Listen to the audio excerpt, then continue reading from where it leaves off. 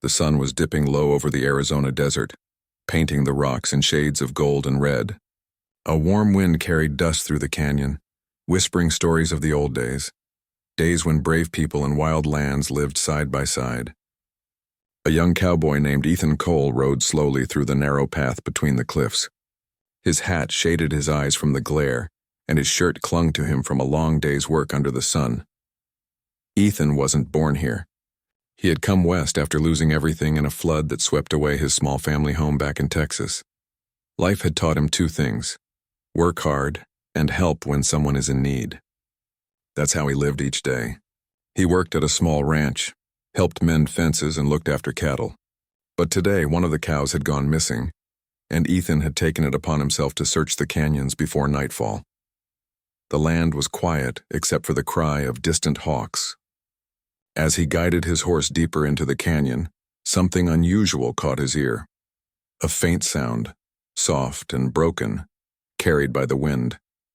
At first he thought it was an animal, maybe a wounded calf, but as he listened again he realized it was a human voice, a woman's cry for help. His heart quickened. Ethan pulled the reins and listened harder. "Hello?" he called out, his voice echoing off the rocky walls. The sound came again, weak, frightened. He jumped off his horse and followed the voice on foot, climbing over the rocks and down a narrow slope. Dust covered his boots and the air grew cooler near the bottom of the canyon. Then he saw her. A young Apache woman lay near a small stream, one leg pinned beneath fallen rocks. Her long black hair was tangled, her face pale and her breath shallow. A small horse stood nearby, trembling and snorting in fear. She tried to move, but the pain made her cry out softly. Ethan hurried toward her, holding out his hands in peace. "Easy now. I'm here to help," he said gently, though he wasn't sure if she understood his words. Her dark eyes widened in fear at first. After all, she saw a stranger, a man not of her people. But Ethan knelt down and began carefully lifting the stones off her leg one by one. The effort made sweat roll down his forehead. Finally, when the last rock was removed, he saw that her ankle was swollen badly. She whispered something in her native tongue that Ethan couldn't understand, but he could tell she was thanking him. He tore a piece of his own shirt and wrapped it around her ankle, tying it tightly to keep it still. She winced but didn't pull away. "Can you drink?" he asked, holding his water flask to her lips. She hesitated, then took a sip. Her throat was dry, but the water seemed to bring her a little strength. Ethan smiled kindly. "You'll be all right now." The woman pointed to herself and said softly, "No Kosi." Then she touched his chest questioningly. "Ethan," he replied. "My name's Ethan." She repeated it, the sound soft and careful. "Ethan." The way she said his name made him smile. He spoke slowly, pointing to things and using his hands to make her understand. Though words failed, kindness didn't. He built a small fire using dry sticks and let her rest while he checked her horse's leg. The animal was scared but not hurt. He gave it a gentle pat, whispering to calm it. As evening came, the sky turned orange and purple. The canyon glowed as if the earth itself was on fire. Ethan cooked a little dried meat from his saddlebag and shared it with her. She didn't eat much but smiled gratefully. Her eyes reflected the flames, and for a moment they seemed to speak a language older than words, one of trust and respect. When night fell, he kept the fire burning and sat nearby. He didn't sleep much. Every sound in the canyon, the wind, the distant howl of a coyote, kept him alert. But his heart felt peaceful. He had done what was right, and that was enough for him. In the morning, the soft light of dawn spread across the cliffs. Ethan helped Nkosi to her feet. She tried to walk but stumbled. He caught her gently before she could fall. She looked up at him, embarrassed, but he just nodded with understanding. Then, suddenly, two figures appeared from the trail above. They were two Apache girls dressed in traditional clothing, riding bareback on their horses. The moment they saw Ethan, they stopped and drew their bows in warning. One shouted something sharply in Apache, pointing at him. Ethan raised his hand slowly. "I mean no harm," he said. She was hurt. I helped her. The two girls looked uncertain. Nkosi cried out and said something quickly in her own language. Her voice was soft but firm. The girls looked at her ankle, then at Ethan.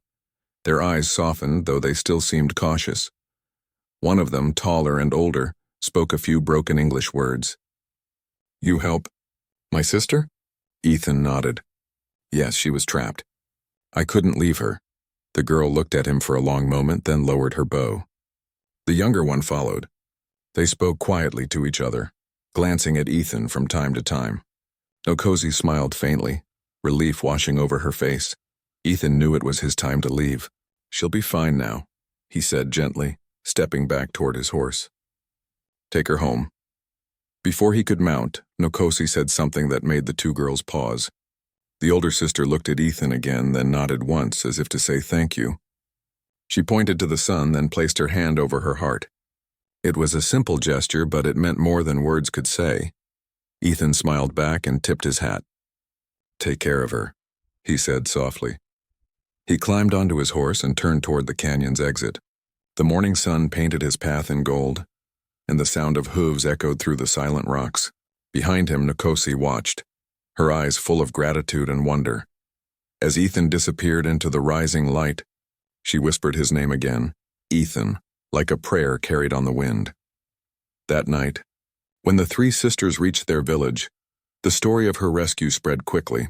Some people praised the stranger who had helped without fear. Others frowned, reminding that outsiders were not to be trusted. But Ayana and Tala, Nokosi's sisters, knew what they had seen. They had seen a man act from pure heart, no greed, no pride, only kindness. And somewhere, not far from the Apache land, Ethan sat under the stars near his campfire, thinking about the girl he had met. He didn't know why she stayed on his mind. Maybe it was her bravery, or the way she had looked at him without anger or fear once she saw the truth in his eyes. Whatever it was, he felt something deep inside, a connection that didn't need words. The desert night was silent, but inside his heart, something had begun to stir. He didn't know that this simple act of goodness would soon change his life forever. That one day, the same two Apache girls would ride up to him with words that would shock him to his core. You saved our sister. Now we approve you to have her as your wife. Days passed since the rescue in the canyon, yet the memory of that moment lingered in both hearts, Ethan's and Nokosi's. Though they lived in different worlds, something invisible connected them, something built from courage, kindness, and unspoken respect. Back in the Apache village, Nokosi rested under the shade of tall pine trees.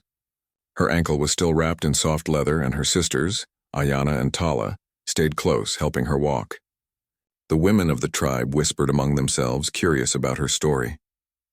The men looked on with quiet interest, though some frowned when they heard that a white man had touched her hand and carried her from the canyon. To them, the world outside their valley was full of danger. Outsiders often brought trouble, not kindness.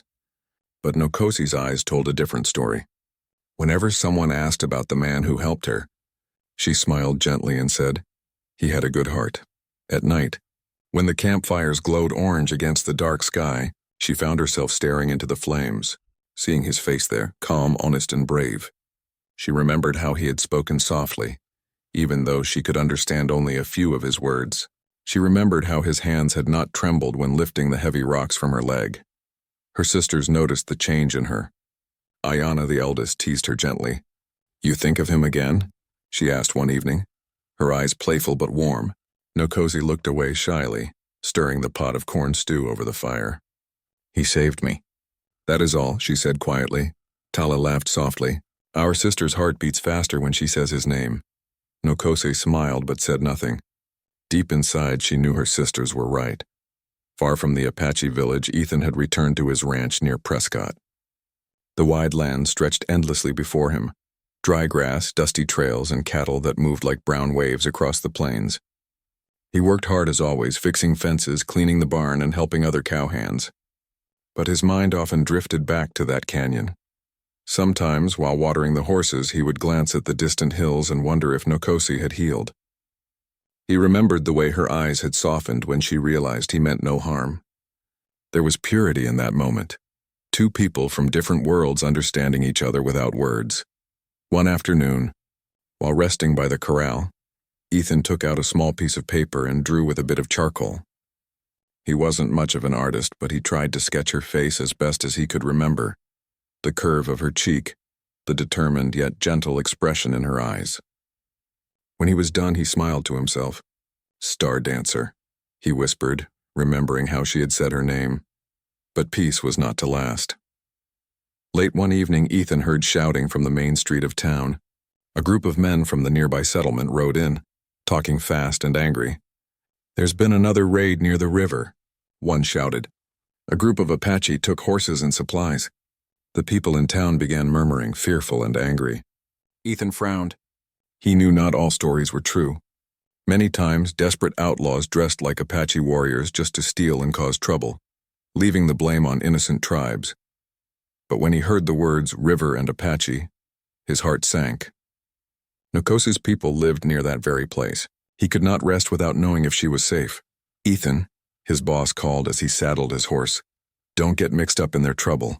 That's not our fight." Ethan met his eyes steadily. "It's not about a fight, sir. It's about doing what's right." And with that, he rode out into the open desert, the wind whipping across his face. The sky was turning crimson, and clouds of dust rose behind his horse's hooves. Hours later, as the light faded, he reached the canyon once more. The air smelled of smoke. He dismounted, crouched low, and followed the trail toward the river. His eyes narrowed as he saw movement through the trees. A few rough-looking men gathered around a fire. They weren't Apache. Their clothes were torn and dusty, their beards unshaven, their horses branded with stolen marks. Ethan hid behind a rock and listened. The men laughed harshly, talking about how they would sell the horses down south. Then one of them pointed toward the riverbank where a figure was tied to a post. It was a woman. Ethan's heart froze. Even in the dim light, he recognized her dark hair and familiar shawl. Nkosi anger and fear tightened his chest. He wanted to rush in, but he forced himself to think. There were 4 of them, all armed. He had only his rifle and courage. He waited for the right moment. One of the men walked off to fetch water from the river. Another began arguing with the leader over the loot.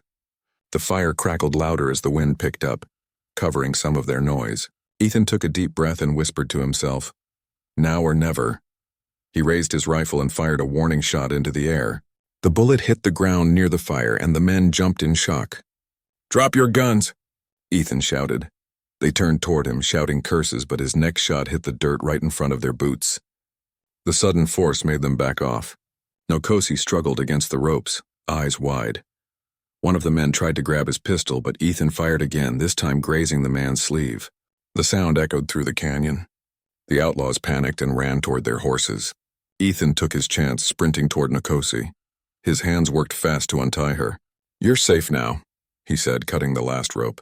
She could barely stand, but her eyes filled with relief. "Ethan," she whispered weakly. He smiled.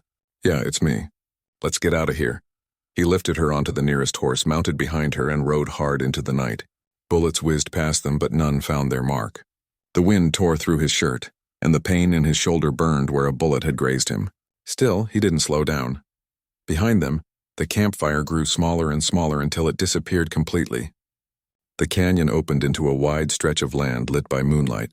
When they were far enough away, Ethan finally stopped near a small stream hidden by rocks. He slid off the horse, breathing heavily. His arm throbbed, blood soaking his sleeve. Nkosi climbed down unsteadily and tore a strip from her shawl.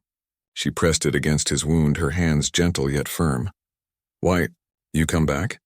she asked in broken English. Ethan smiled faintly. "Couldn't let them hurt you."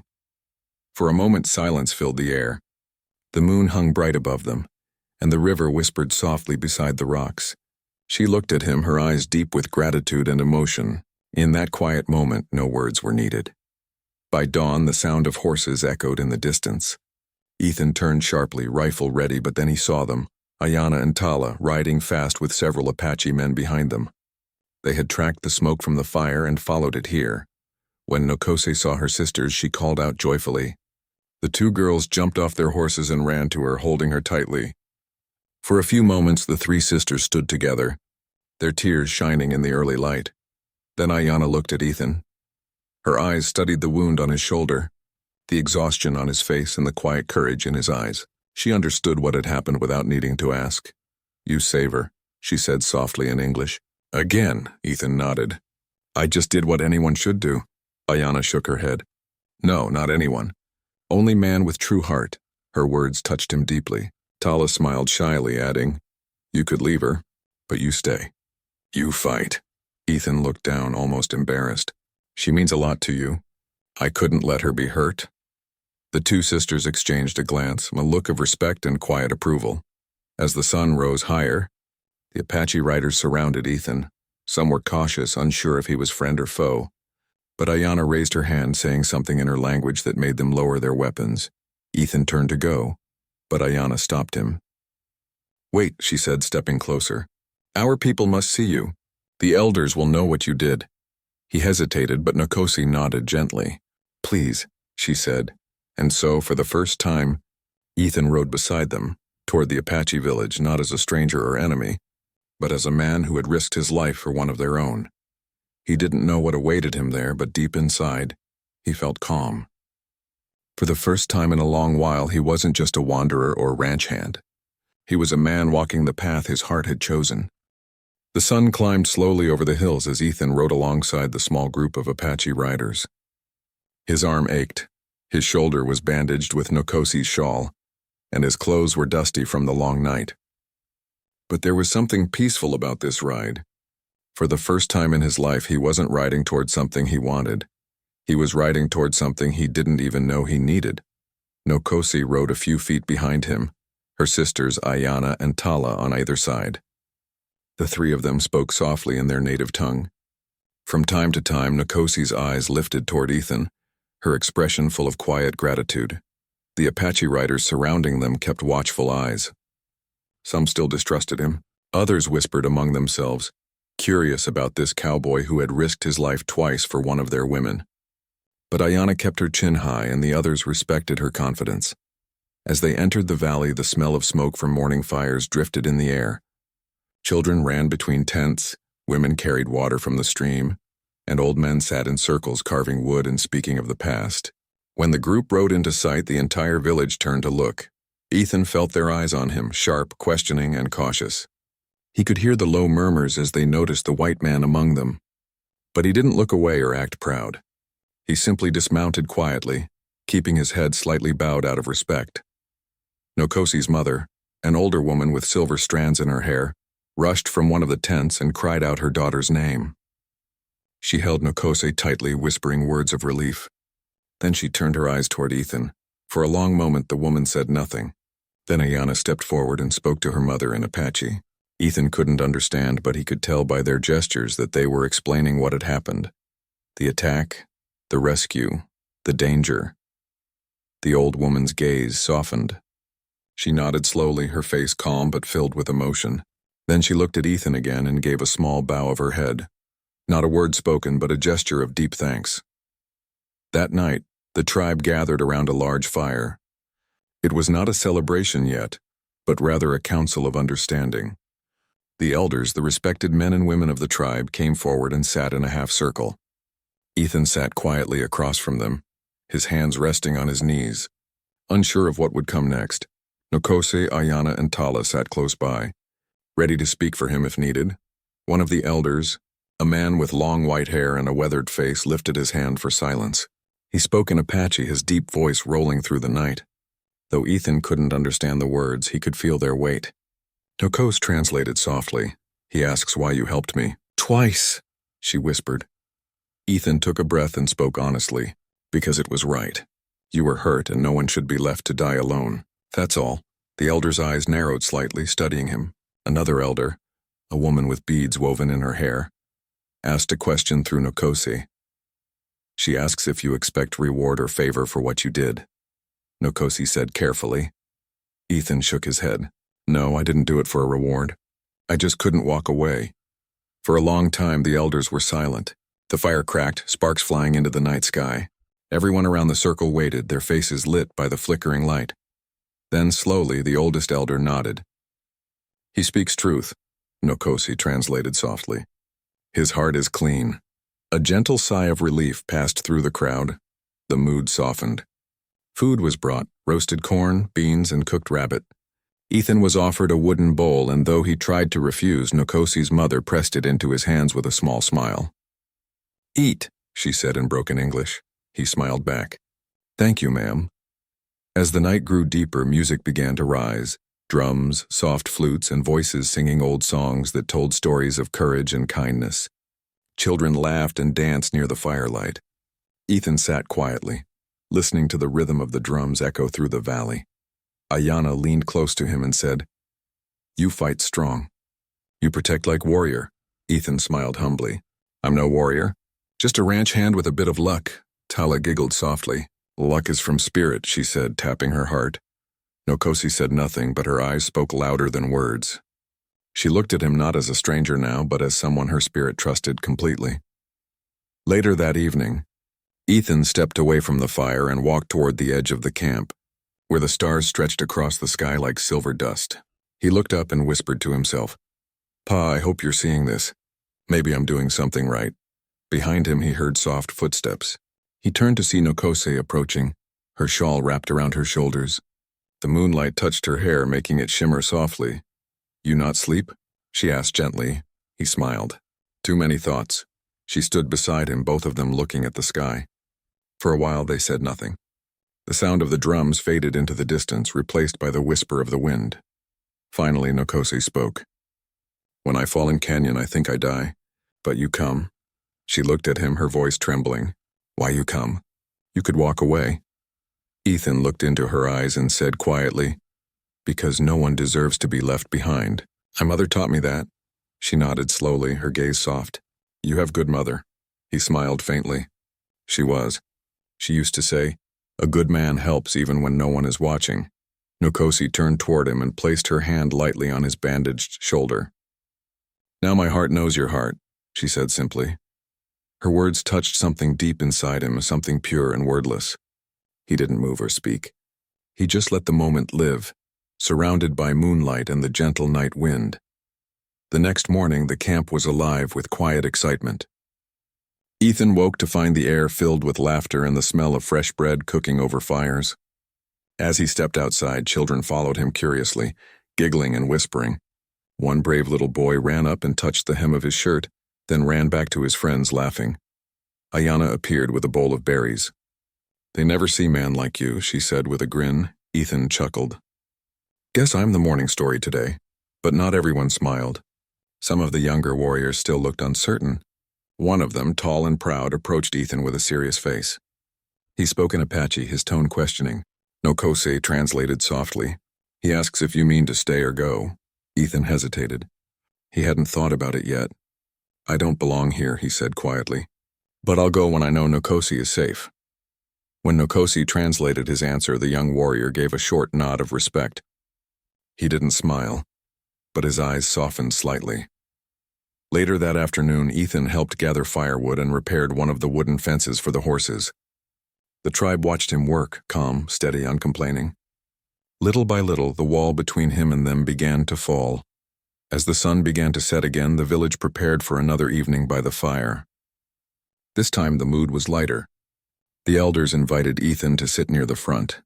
Nokose sat beside him, her sisters behind her. The oldest elder stood up once more and spoke slowly. "This man," Nokose translated, "has heart that sees beyond color and tribe. The spirits see his truth. He is not our enemy," the crowd murmured in approval. Then the elder took a carved necklace from around his neck, made of bone, feathers, and small beads.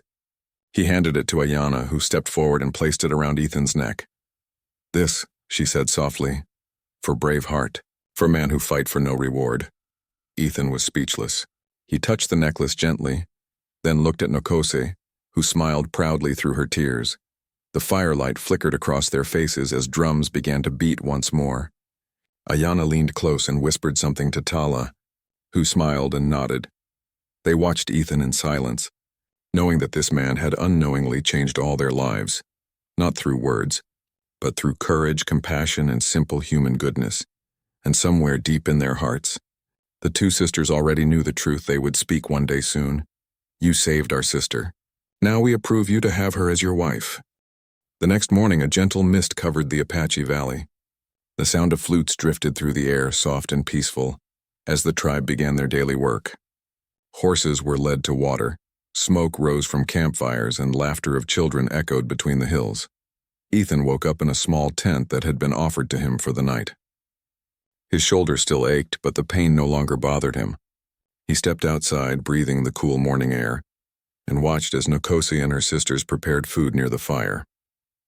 For a moment he just stood there quietly, feeling as if he was part of something larger, a world he never expected to belong to. Ayanna noticed him and waved him over. "Come eat," she said kindly. "We make bread and beans." Ethan smiled and joined them. Nokos placed a small bowl in his hands and said softly, "You need strength." Her tone was gentle, but her eyes held something deeper, a quiet care that words could not explain. They ate together in silence. The camp around them slowly came alive, and yet a strange tension hung in the air. Ethan could feel it. The kindness of the people didn't hide the truth. He was still an outsider. Some men greeted him politely. Others simply turned away. But he didn't blame them. He understood. After breakfast, Ayanna approached him. "Today, elders want to speak again," she said. "They talk about you." Ethan nodded. "Then I'll be there." By noon, the elders had gathered around the great fire again. The entire tribe stood in a wide circle, waiting to hear their decision. Ethan sat quietly across from them. Nokose, Ayanna, and Tala stood behind him, their faces filled with hope and worry. The oldest elder began to speak in a calm voice. His words carried wisdom and age. Nokose translated softly beside Ethan. He says, "They must decide if you stay longer or leave. Some fear the white men will come if they know you here." Ethan listened carefully. He understood their fear. He knew how misunderstandings between settlers and tribes often led to tragedy. He didn't want to bring any danger upon these people. When the elder finished, Ethan rose to his feet respectfully. All eyes turned to him. He spoke slowly, choosing each word with care. "I understand your worry. I didn't come to cause trouble," he said. "I only wanted to make sure Nokose was safe." "If my staying brings danger, I'll leave." The words were honest and simple, yet they carried great weight. Nokose's eyes filled with emotion. She stepped forward suddenly and spoke to the elders in her own language. Her voice trembled but was full of strength. Ethan couldn't understand all of it, but he knew she was defending him, telling them of his courage, his kindness, and how he saved her life twice without asking for anything in return. When she stopped, there was silence. Then Ayanna spoke. "Our tribe teaches honor. This man saved our sister when death was close. Twice he fought for her. Twice he bled for her. Is that not the heart of a warrior?" Tala added softly, "He is not our enemy. He has heart like ours," the elders whispered among themselves. Finally, the oldest one lifted his staff and said something that made the crowd murmur. Nokos turned to Ethan, her eyes bright. "They say, you are free to go or stay. No harm, no fear. You are welcome, guest." Ethan bowed his head slightly. "Tell them I'm grateful," she smiled. "They know." Later that afternoon, the tribe celebrated peace and safety. The children danced and the women sang songs of the mountains. Ethan joined in small ways, helping carry wood, fixing the horses' gear, and sharing stories by the fire. He told the children about the stars of Texas and the big rivers that flowed through his homeland. They listened wide-eyed, amazed by his simple tales of ranch life and storms that turned the land to silver. Ayanna laughed softly. "You speak like storyteller," she said. Ethan chuckled. "Maybe I just remember too much." Nkosi watched him quietly. She liked how his words were never loud or proud, always calm like a stream that runs deep. Every time he spoke, the tribe grew more comfortable around him. But as evening approached, a group of young warriors returned from a distant hunt, bringing news that made everyone quiet. "White riders seen near the borderlands," they said. "They search for stolen horses." Ethan's heart tightened. He knew what that meant. If they saw him among the tribe, they might think the Apache had taken him hostage or worse. The peace he had helped create could vanish in an instant. He went to the elders that night and spoke firmly. "It's time I go," he said. "If I stay, it could bring harm to you." Nokosi's eyes filled with sadness. "You help us, then you go again?" He nodded slowly. "It's safer that way." Ayanna stepped closer. "You leave because of them, not because of us?" Ethan sighed. "I leave because I care for all of you. I don't want any fight because of me." The elders agreed it was wise, though their faces showed respect for his decision. They prepared gifts for him, dried meat, water, and a warm blanket for travel. Before dawn, the whole village gathered quietly to see him off. The air was cool and the stars still shimmered above the horizon. Nokosi stood close, holding something in her hands. "Take this," she said softly. offering him a small necklace made from bone and feathers. For memory. For courage. Ethan took it gently, touched by the gesture. I'll wear it always. Ayanna looked at her sister, then stepped forward with Tala. You saved her twice, Ayanna said. Our hearts remember. You have our respect. Ethan bowed slightly. That means more to me than you know. He turned to Nokosi. For a long moment, neither spoke. The silence was full of meaning. Gratitude, care, and something deeper neither could name. Finally, Nokosi said quietly, You come again? Ethan smiled faintly. If the stars guide me right. Then he mounted his horse and rode toward the open desert. The tribe watched until his figure disappeared beyond the hills. Days turned into weeks. The rains came, washing the dust from the land, and life in the Apache Valley returned to normal. But Nokosi still found herself looking toward the distant horizon at sunset, wondering if she would see him again. Sometimes, she would take out the small piece of fabric he had torn from his shirt to bind her wound. She had kept it hidden all this time, and hold it softly, remembering the warmth of that day. Her sisters noticed but said nothing. They understood. One evening, as the sky turned pink and gold, Ayanna spoke. He will come back. I see it in her eyes, she said to Tala. Tala nodded. When man has heart like his, he doesn't forget. And they were right. Because miles away, Ethan sat beside a campfire of his own, under the same sky, holding the Apache necklace in his hands. The firelight danced across his face as he whispered quietly, One day I'll come back, and not as a stranger, but as someone they trust. He didn't know that his words would soon come true, and when he did return, it would change his life forever. The sisters who once doubted him would stand proudly before the tribe and say words he could hardly believe. You saved our sister. Now we approve you to have her as your wife. Weeks passed, then months. The seasons slowly changed across the desert. What was once a land of dust and golden sunlight now glowed green with spring grass and blooming cactus flowers. Life returned to the valley, yet in Nokosi's heart, there was still an emptiness, a space shaped like a man who had once risked his life for her. Every morning, she helped her mother with weaving, gathered herbs by the river, and joined her sisters in caring for the horses. But whenever the wind blew softly through the canyon, she would look toward the horizon, hoping to see a familiar figure riding from the west. Ayanna and Tala watched her silently. They didn't speak of it, but both knew that their sister's heart was still waiting. One night, as they sat by the fire, Tala said quietly, You still think of him. Nokosi looked at the flames and nodded. He saved me twice, not because he wanted reward and because his heart is good. When I close my eyes, I still see his smile. Ayanna placed a hand on her shoulder. Maybe the Great Spirit is testing patience. Sometimes what we wait for comes back when the time is right. Nokosi smiled faintly. Then I will wait a little longer. Far away in the small town of Prescott, Ethan Cole worked hard every day at the ranch. His shoulder had healed and his life had returned to its quiet rhythm, fixing fences, training young horses, helping with branding. But inside, he wasn't the same man who had once wandered these lands alone. He missed the sound of the Apache flutes, the laughter of the children, and the calm look in Nokosi's eyes. The necklace of feathers and bone hung around his neck every day, hidden under his shirt close to his heart. Sometimes, when he looked at the stars at night, he thought of the promise he had made. If the stars guide me right, I'll come back, and one day, as the spring sun rose bright and clear, Ethan made his decision.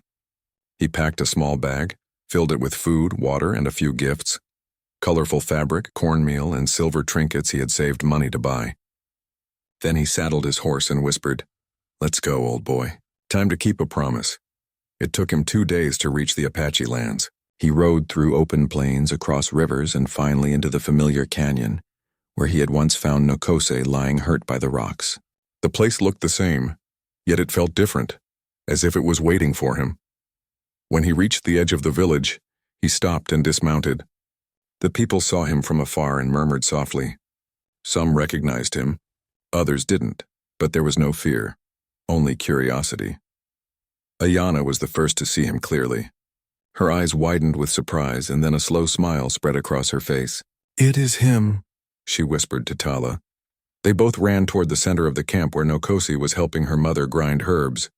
Nokosi, Tala called breathlessly. Look, Nikos turned, her heart skipping a beat. There, walking toward her, was Ethan, dusty from travel but standing tall, his familiar hat shading his kind eyes. For a moment she couldn't move. Then tears filled her eyes and she ran to him. He smiled softly as she approached. I told you the stars would guide me back. She stopped a few steps away, shy and trembling. You came, she said softly. I said I would, he replied, his voice warm. The villagers gathered around them, whispering and smiling. The sisters stood close, their eyes full of joy. Ayana looked at Ethan's horse loaded with gifts and asked, You bring these? Ethan nodded. For your people. For thanks. He opened the bundle and laid the items carefully on a blanket. Fabric dyed with bright colors, silver bracelets, small mirrors, and a pouch of cornmeal. For kindness, he said humbly. For peace, the people murmured with approval. The elders were called, and once again the council gathered near the great fire. That evening the fire burned high, lighting up the entire camp. The smell of roasted corn and fresh bread filled the air.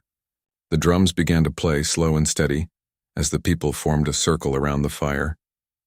Ethan stood before the elders, with Nikos beside him and her sisters just behind. His heart pounded, but he kept his head bowed in respect. The oldest elder spoke first, his deep voice calm. Nikos translated quietly. He says the spirits remember your courage. You saved one of us, not once, but twice. You left with peace and you return with peace. Ethan nodded, his voice low. That's all I ever wanted. Then Ayana stepped forward.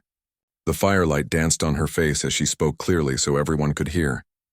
This man saved our sister when she was lost in the canyon. He came again when danger returned and gave his blood to protect her. He asked for nothing, gave everything. He showed a heart braver than many warriors. Tala stepped beside her. He came back not with pride but with respect. He comes to honor, not to take. The crowd murmured softly and the elder raised his hand for silence. He looked at Ayana and Tala. What do her sisters say now? He asked in Apache. The two women looked at each other and smiled. Then Ayana turned toward the elder and spoke slowly. We say what our hearts have long known. You saved our sister. Now we approve you to have her as your wife. A deep hush fell over the camp. For a moment no one spoke. Then Nikos gasped softly, her eyes filling with tears. She turned to her sisters, unable to speak. Ethan stood frozen, his chest rising and falling. He couldn't believe what he had just heard. What did they say? He whispered. Nikos's voice trembled as she translated. They say, they give their blessing. They approve. He looked into her eyes full of emotion. Nikos, are you sure this is what you want? She nodded slowly, tears streaming down her face. Yes, I wanted only what my heart knew, and my heart chose you. The drums began to beat faster and the people started singing. The elder smiled, lifting his staff toward the fire. Then let the spirits bless this union, he said solemnly. Women brought colorful blankets, beads, and flowers. They placed them around the couple. Nikos's mother, with tears of joy, tied a small braid of grass around their hands, the Apache symbol of unity and trust. Ethan stood silently, overwhelmed with gratitude. He didn't need grand words. The moment spoke for itself. He looked at Nikos and whispered, From the moment I found you in that canyon, my life changed. You gave me something I thought I'd lost, a reason to believe again. Nikos smiled softly. You gave me life twice. I will spend my life giving it back. The fire crackled brightly as the tribe cheered. Children danced and the flutes sang sweetly through the night air. Ayana and Tala watched their sister with pride. Ayana said quietly to Tala, He came a stranger, but now he is one of us. Tala nodded. The spirits brought him for her, and for us to see what true heart looks like. As the celebration continued, Ethan looked down at the necklace still hanging from his neck, the same one they had given him the night the elders first accepted him. He touched it gently, realizing it had led him here.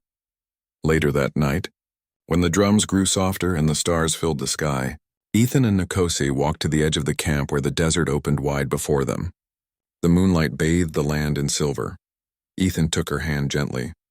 You think your people will ever fully accept me? She smiled. They already do. You proved your heart. That is what matters. He nodded slowly, looking out at the horizon, I used to think home was a place. Now I know it's a person. Nokosi rested her head on his shoulder. Then you are home. The wind moved softly through the grass, carrying the scent of cedar and smoke. Far behind them, laughter still echoed from the fires. Ahead of them, the stars shone bright, the same stars that had guided him back to her. Ethan squeezed her hand gently and whispered, "I'll never forget the words your sisters said. They gave me more than approval. They gave me a family." Nokosi smiled and whispered back, "And you gave us faith and kindness again." They stood there in silence, two souls from different worlds bound by something far greater than fear or difference, bound by love, courage, and destiny. The night stretched endlessly before them, and somewhere high above the stars flickered like blessings from the heavens. For Ethan Cole, the lonely ranch hand who once rode through the desert in search of lost cattle, life had given him something far greater, a home built not of wood or stone, but of hearts that truly understood each other. And from that day on, every evening when the sun went down and the stars appeared, the people of the Apache Valley would remember the man who had come as a stranger and stayed as family, the man the sisters had once said to, with pride and gratitude, "You saved our sister. Now we approve you to have her as your wife."